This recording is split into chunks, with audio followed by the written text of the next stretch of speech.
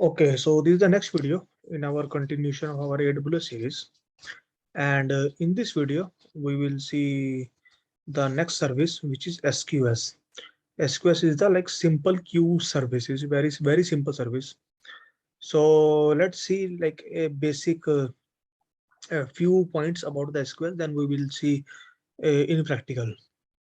Right. So SQS is like the full form of SQS is simple queue services, and it is one of the first services launched by the AWS. So let's suppose when the AWS will be like come into the market in 2004. So as an initial stage, like AWS build some products like EC2, S3, and SQS also the part of the first product, like first set of the product. Like so that's why it is called the first services launched by the AWS. And it is fully managed, scalable, highly available. Fully managed means like we don't need to like spin any EC2 instance, nothing like that. We will just like click on one button and the queue will be created automatically at the back, and whatever the infrastructure it need, it will like uh, managed by the AWS itself. And scalable means like it's a queue. So queue means like generally queue we called as a like first in first out. So queue is contains like which contains some kind of messages. So scalable means so we can put any number of messages in that queue. It doesn't matter like whether it's a one message or 1 million messages. And highly available, it will be highly always be like available. So you will not see like okay it is down. So why we need to use the queue and when we actually have to use. So let's see like if we will not use the queue, then how our like application will work. So let's put this is a service A and this is the service B, or you can say this is like one this is the backend service, and this is the front end service. All right. A microservice architecture. Right. And there is no queue concept. So this application, this service B application, we created in some Python or any language like Java, .NET, or any language. And this front end we created in any language, maybe in simple HTML or React, Node.js, anything. So we have two application. One is front end and one is the back end. And backend application, let's suppose we created the application for the video processing. What it will do, it will maybe like compress the video or maybe like clip the videos. So just a very like simple application which will compress the videos, right? So from front end we will like upload or pass some request, maybe like like how many size we want. Like we want 20% compression, 50% compression. So whatever the details we want to pass, we will pass from the front end. So what we will do, we will pass from the front end and directly call the backend API, right? And it will process it. So there is a direct connection, there is no queue between that, right? So we can implement this kind of architecture. There is no problem in this like in this architecture, but there is a one issue. So when let's suppose when you like send one request, it is okay, it is will be like served by that application. But as soon as you send like multiple number of requests, like 1 2 3, like maybe like 10,000 requests in like in a single time. So this our like this application might be get overloaded. Along with that, so this is the like microservice architecture. So maybe like let's suppose your front end is up but back end is not up, right? And from the front end user send the request, right? But the backend is not available. So when you try to call the backend API, it will fail because the backend is not up. So every time the user will getting the failure. The other example is, so in the Flipkart or Amazon. So Flipkart and Amazon, they are working on a microservice architecture. So they have different applications. So one is the front end application, one is the back end application, and even the back end there are many applications. So one is the like order placed, one is the order placed application, one is the order processed application. So a different application, like what it will do, maybe order place is just will take the user input and detect the money and place the order process, like it will process everything, like it will track the location. Okay, from Bombay to Delhi it is coming, from which location, from which destination it is coming. So this will track like everything. So let's suppose from the front end, So the front end application is up, back end application is up, but let's suppose all the applications are up. So user from the front end place the order, and then it will like call this backend this processed application API, and everything will run fine. But let's suppose this application goes down, and there is a direct connection.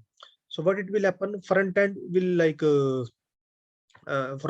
user will come to the front end and place some order. Okay, it will call this API, and then it will going to call this API. So as soon as it will call this API, but this API is down, then like the whole process will get failed. But if we put something in between like queue, then what will happen? Let's suppose if this backend API will be down, doesn't matter. User can still place the order. There is like if one of the service is down, like it doesn't mean that our whole architecture is down. User has to just place the order. User can place the order whenever our application get up, like we will process the order. So when the user will place the order, where the request will be placed, so we have to place in some bucket, or you can say like some queue. So that's why we put the queue in the middleware, in the middle. So the user will publish the messages or the request, and we will store into the queue. And this application will like read this queue. So maybe like we can schedule this application. Okay, after 1 minute or after every 30 seconds, it should read this queue. Is there any message? Is there any order? Is there any order? If there is any order, then it will poll the message and process it. So that's why we need the queue. All right. So queue is basically used to decouple the application. So right now we have like even in this case we can say okay, it is a decoupled application, but it is not a decoupled. It is a highly coupled application. Even though we are following the microservice architecture. One is service A, like one is front end, one is a back end, but both are directly calling like each other. So as soon as we hit on the submit button will call the backend API. So these are highly coupled.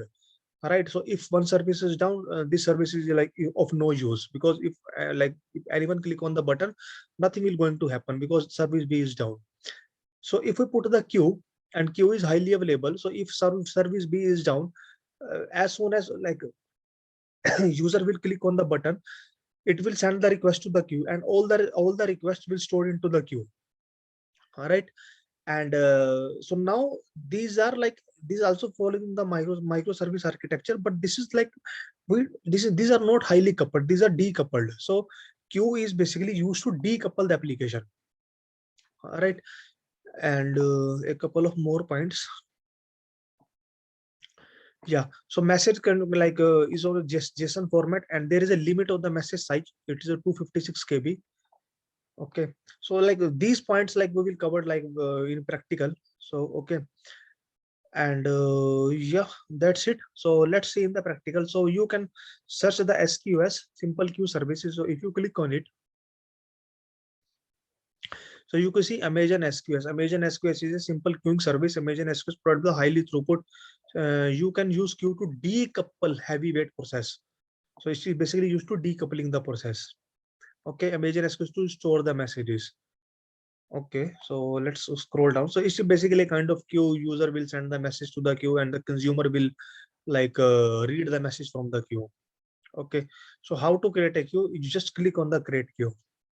So one UI will be open. So there are two types of queue. One is the standard queue, one is the FIFO queue.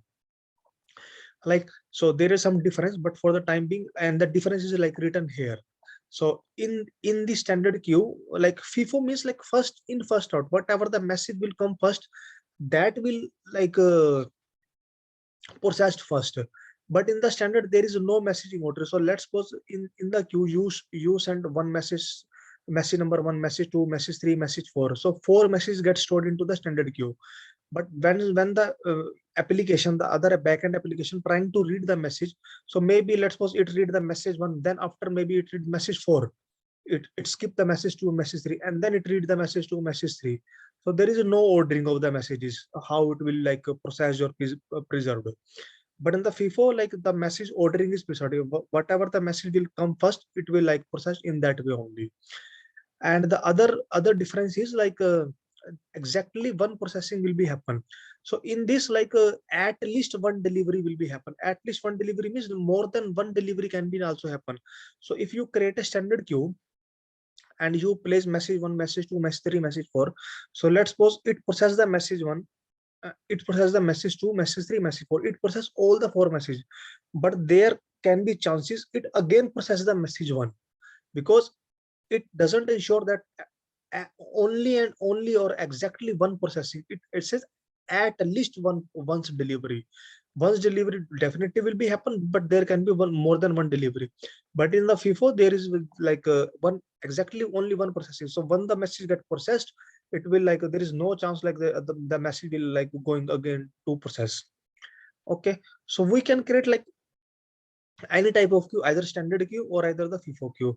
But there is a difference while in the naming convention. So if you create the standard queue, you can give any name like A, B, C, or maybe like okay standard queue. I can give any name, right? And we can, if I click on the create, it will get created, right? But if I click on the FIFO, all right, and if I remove this, so it says my queue.fifo. If you see the like placeholder, it says my queue.fifo. So FIFO, when we have to create the FIFO queue, the suffix will be .fifo. If I give only like FIFO underscore queue, it will give me the error like there is no like suffix .fifo. So let's try. If you click on the standard, so let's first try to create the standard queue. If you click on the standard and give any name, standard queue, right? And there are like some like configuration parameters means, like as I told you, like there is a maximum size is 256 KB. We always like keep it 256 KB. If you want to decrease it, you can decrease it, but there is no like better to keep it 256 KB, because the message can be like more or like less, along with the message retention period. So how many days the message will be resided into the queue. So the minimum is 1 minute and the maximum is 14 days. So and the default is 4 days, right? So if there is a more than 14 days, it will get deleted, and the max like minimum is 1 minute. So we can like give it one and maybe 1 minute, right?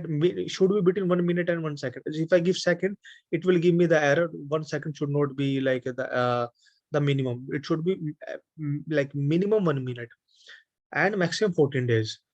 And visibility timeout, delivery delay. Delivery delay means like uh, and receive message wait time. So delivery delay means so that when you put the message into the queue, all right, uh, how much time like it will like wait or for the deliver. So these are like interlinked only. And just keep the budget for the time being. We are seeing the basic thing only. So click on the standard, give the name, leave all this parameter as it is. If you want to make it 4 days, you can make it 4 days, or either like the minimum one is 1 minute. But we should, from the exam perspective, we should know this, like what is the maximum size. Maximum size should be 256 KB, and the minimum size should be 1 KB, and the retention period is default is 4 days, minimum is 1 minute, 30-60 seconds, and maximum is 14 days. So these are like important from exam point of view as well. Okay, and if you go to down access policy, let's go with the like basic, like who can like access this queue. So go with the basic one for the time being. And there are like other thing as well, like we can do the encryption, because like whenever we want to store the messages, so if the message is sensitive, we can encrypt that, so we can enable the encryption. And whether we want the customer managed encryption or the automatic encryption, so let's for the time being disable it. So there's a dead letter queue concept, we will cover it later. And the tags are the normal, better we give some tags, right? And click on the create queue.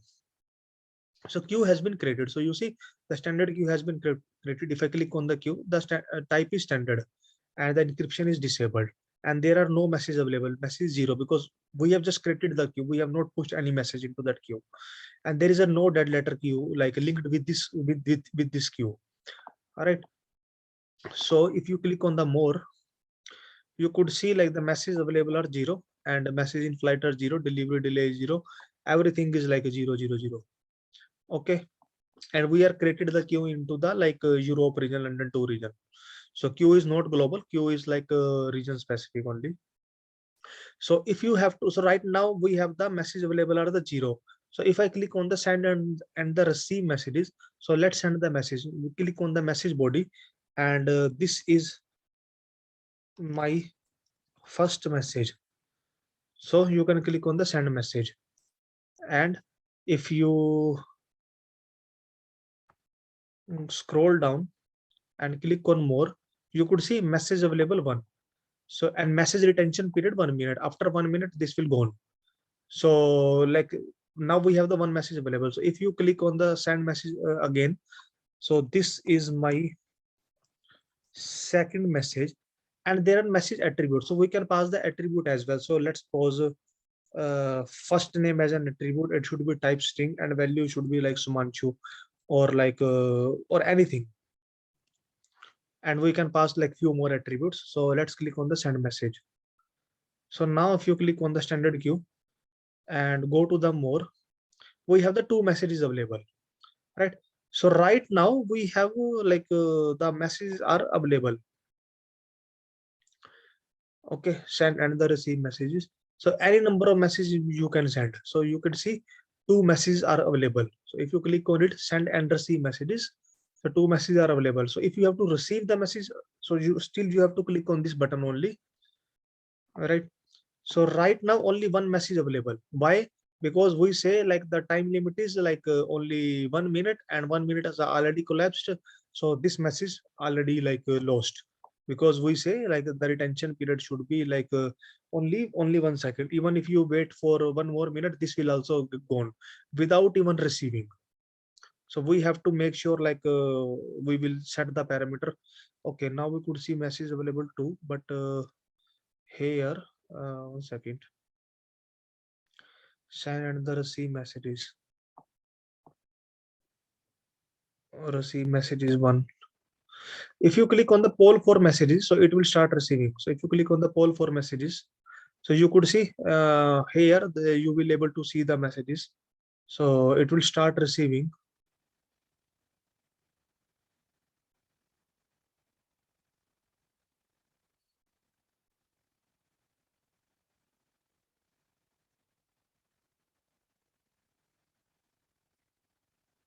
Right now we are doing for the from the UI, but ideally it should be from the SDK that is using the code only.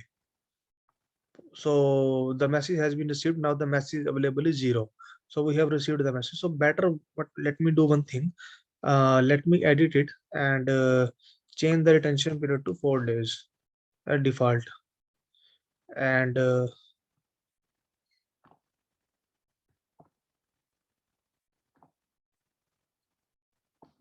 save it, and then send another receive messages. This is my third message. Send message. Okay, and if I click on the standard queue, message available 1 only, because those 2 messages we already polled. And if we try to receive the messages, why it says message available 0? Yeah, message available is 1. So sometime it took some seconds to come into the queue. So message available 1. So now we have to receive the message. So poll means like to fetch the message or read the message.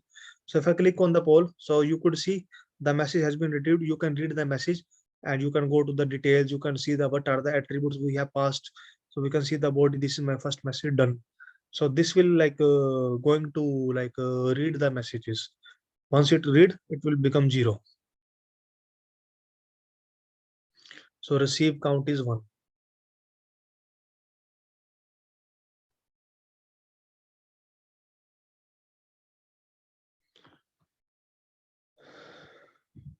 Okay, so now message availables are 0. We have read that. Okay, so let me create the another queue, and this time we will create the FIFO queue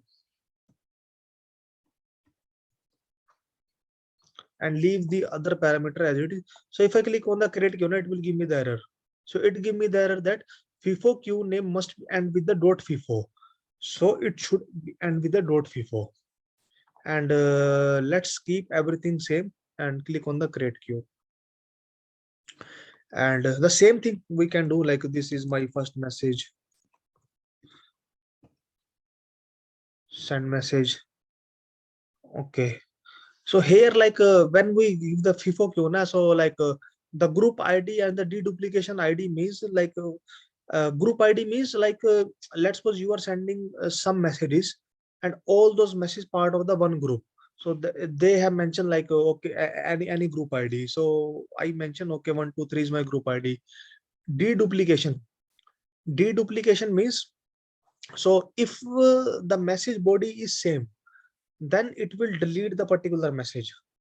So maybe 345, send message. So now this message is part of my this group 123, and if I click on the second, and this will also the part of the like uh, my group 123. But if I send this message, first message, this is my first message. Actually this is my third message, but I am saying this is my first message, and click on the send message. So now I am expecting 3 messages. So if I click on the more and one minute, refresh, writing saying one available only. Maybe it is because of a group. So if I click on it, this is my first message. 1 second.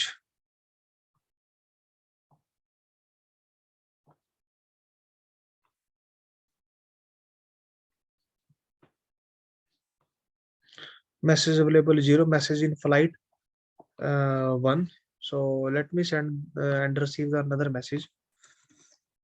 This is my first message and part of the group ID 123 and anything 567 and send message and view detail. Okay, and this is my second message and part of the other like some different group 1 2 3 4, send message. Your message has been sent and now it is available. So that shows the group. So how many messages are the part of the group? So now we will see like those messages. So if I give like a third message, and or either we'll give like this is my first message and give the some another group ID, send message, and if we do refresh, like I sent 3 messages, but still I am able to see the 2 messages. The reason is I give the deduplication ID. Deduplication ID means like if the message body is same, it will delete that message. So we can poll the message, we can receive the message. So this is my first message, and this is my sorry, this is again my first message. This is also my first message. Okay, that is a part of the different group, I think.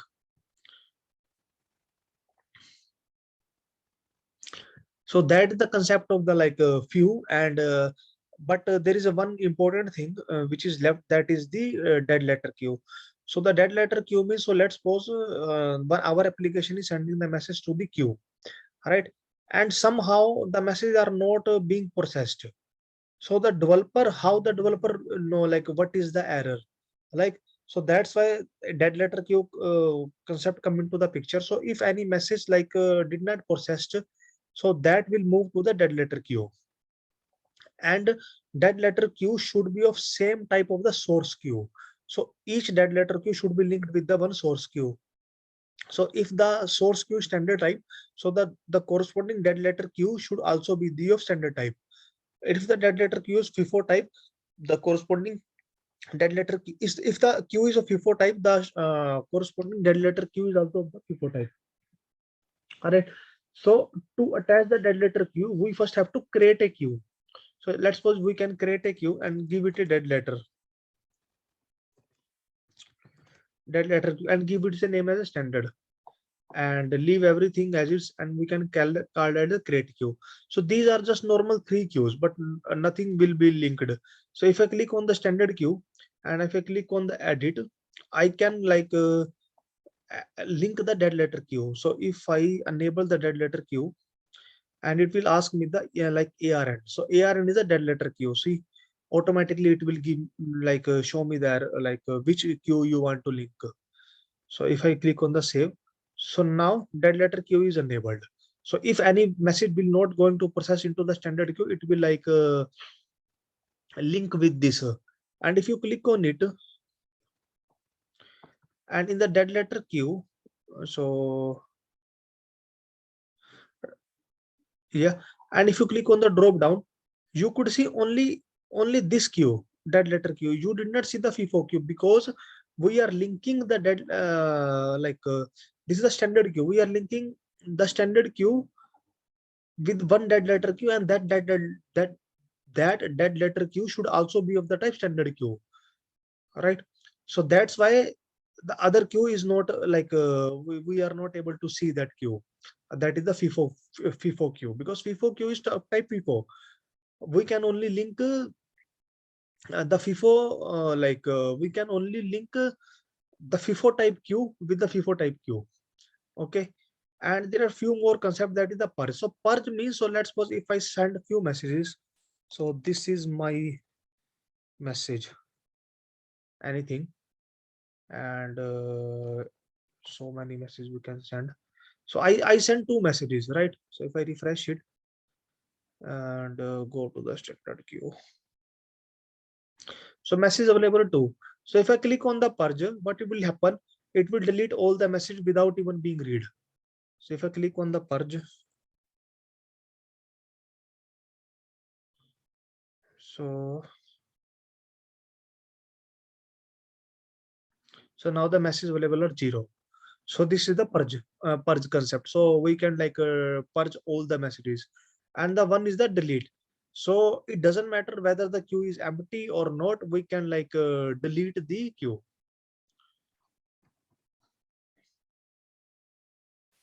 So we can click on it. We can delete it. We can delete all the queue. Along with that, before using it, we should I forgot to tell you, we have to check whether this is a free service or not. So let's check AWS free tier. And if you scroll down and search here SQS, it is taking some time.